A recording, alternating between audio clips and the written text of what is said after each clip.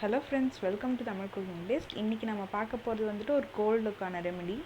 இதுக்கு வந்துட்டு ஃபஸ்ட்டு ஒரு டேபிள் ஸ்பூன் வெல்லம் எடுத்துக்கோங்க. வெல்லம் இல்லைன்னா வந்துட்டு நாட்டு சக்கரை எடுத்துக்கோங்க.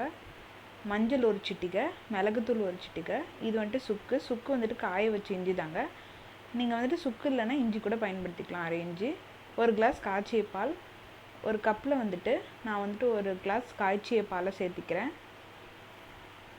இந்த ட்ரிங்க்கை குடிச்சிங்கன்னா வந்துட்டு உங்களுக்கு உடனே வந்துட்டு கோல்டாக இருந்தாலும் சரி, கோல்டு பிடிக்கிற மாதிரி இருந்தாலும் சரி, உடனே சரியாயிடும்.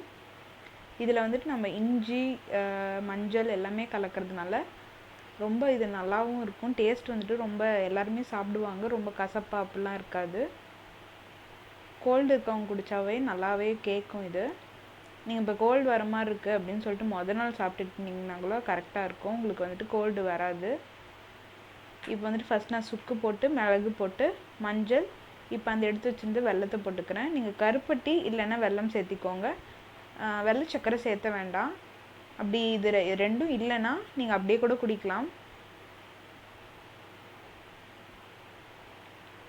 அவ்வளோதான். ஏற்கனவே காய்ச்சிய பால்னால் ஒரு கொதி விட்டு நான் எடுத்துடுறேன்.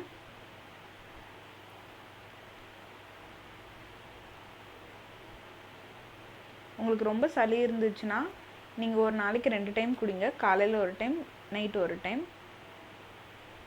சுடு தண்ணியே பயன்படுத்துங்க. இப்போ நீங்கள் இதை வடிகட்டக்கூடாது. வடிகட்டிங்கன்னா அதில் இருக்க மிளகு அதெல்லாம் போயிடும். அந்த சுக்கை மட்டும் எடுத்துடுங்க.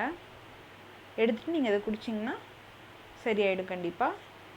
தேங்க்யூ.